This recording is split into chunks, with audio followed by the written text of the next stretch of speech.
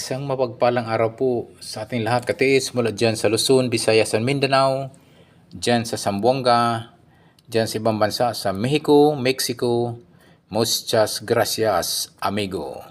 Bago po ako magpatuloy po, at mayroon pong pinapadala pong isang picture po na stone marker ng ating katiis mula dyan sa Baguio City. So, happy katiis dyan sa Baguio City. Kumusta kayo dyan mga katiis? Isang napakagandang lugar dyan na gusto ko dyan makarating sa inyong lugar, katiis.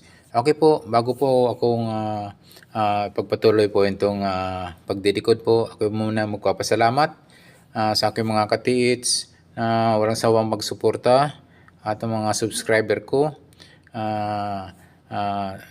Patuloy po nanonood po sa aking YouTube channel mga katiits. Okay po mga katiits, ako po ay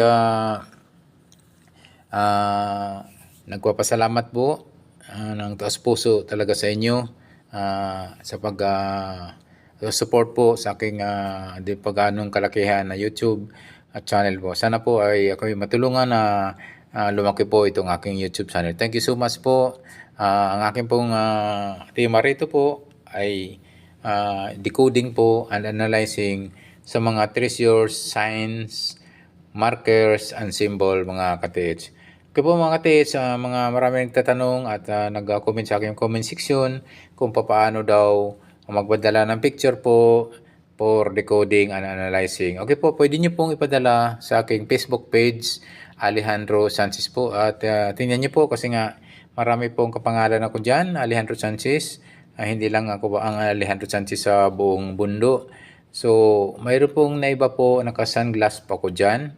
Sunglasses. Alejandro Sanchez po, piliin nyo po yung naka-shade, naka-sunglass po. Pwede nyo pong ipadala dyan sa aking Facebook page, Alejandro Sanchez po.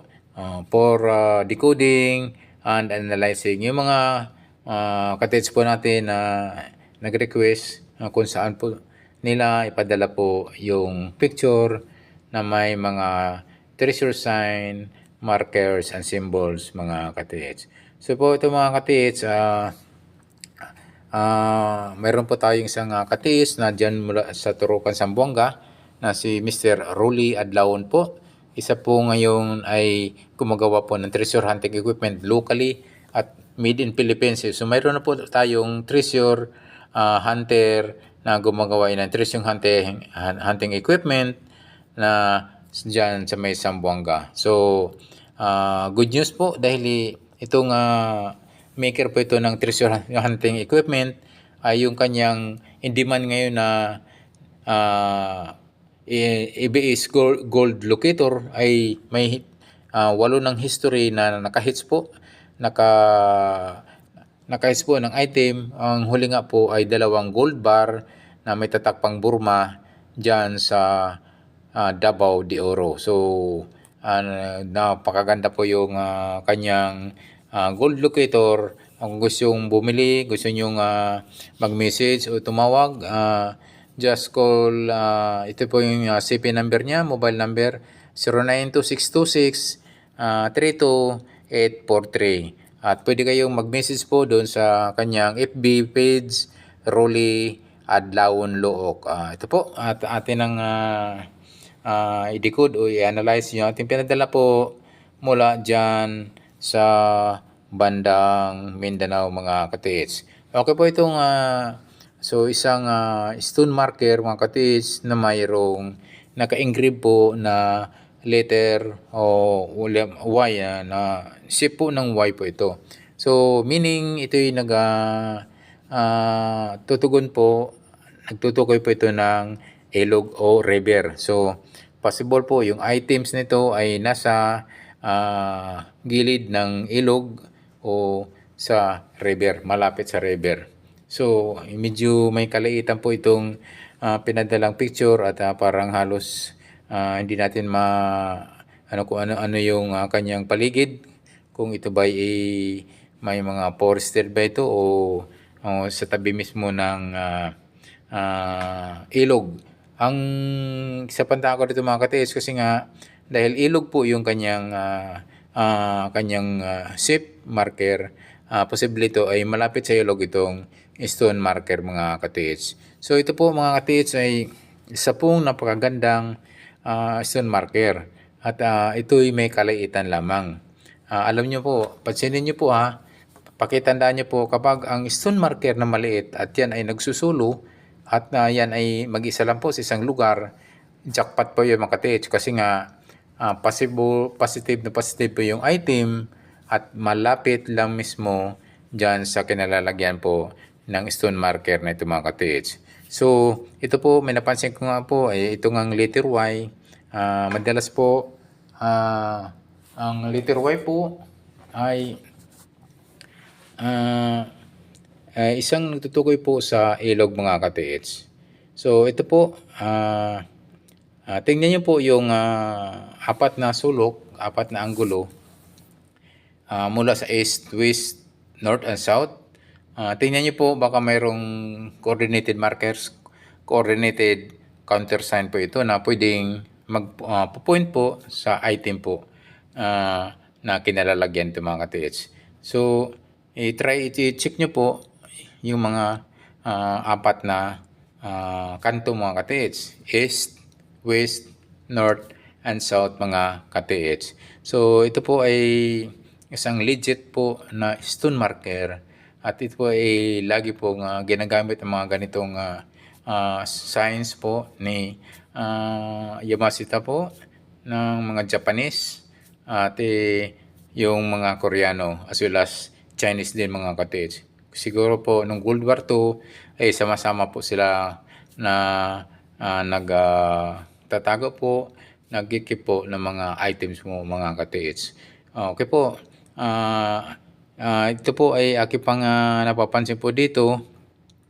So, isa pong napaka liit lang sobrang liit tong marker nito at talaga yung pagka-engrave niya ay isang man-made.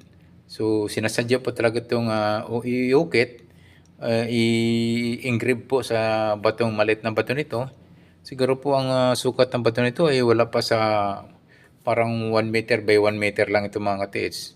So, hindi siya kalakihan at good luck at jackpot po ito dahil nga isang markers to na posible ang item nito ay napakalapit sa kanya mga katiits. So, yung apat na sulok, yung east, west, north, and south, i-check nyo po mga katiits na mula sa 1 hanggang to 3 meters ang distansya po mula sa kanyang stone marker nito mga katiits.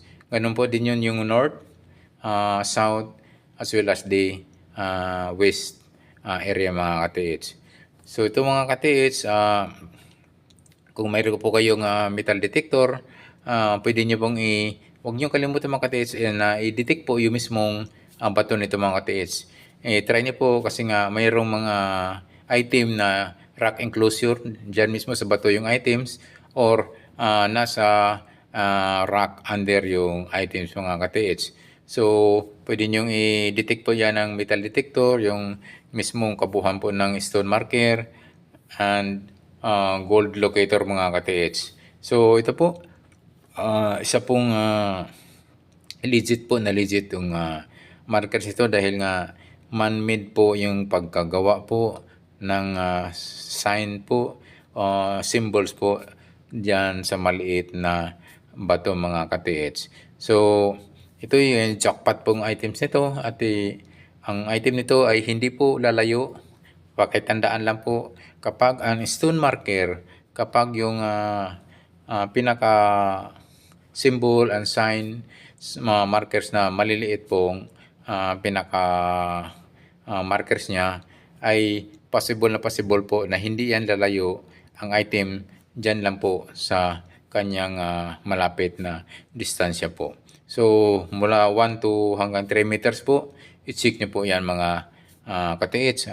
Yung mga nagpadala po nito na sa Merin Cotabato po, sana po sorry Cotabato, dyan sa may Baguio City, ay sana po ay kanyang masundan po yung ating guide, kung saan po siya pwedeng mag-dig o mag-detect at mag-testing po sa treasure nito mga ka-TH, treasure sign mga ka-TH. So ito po mga ka-TH ay isa po sa mga napakagandang markers na aking na-encounter at talagang sadyang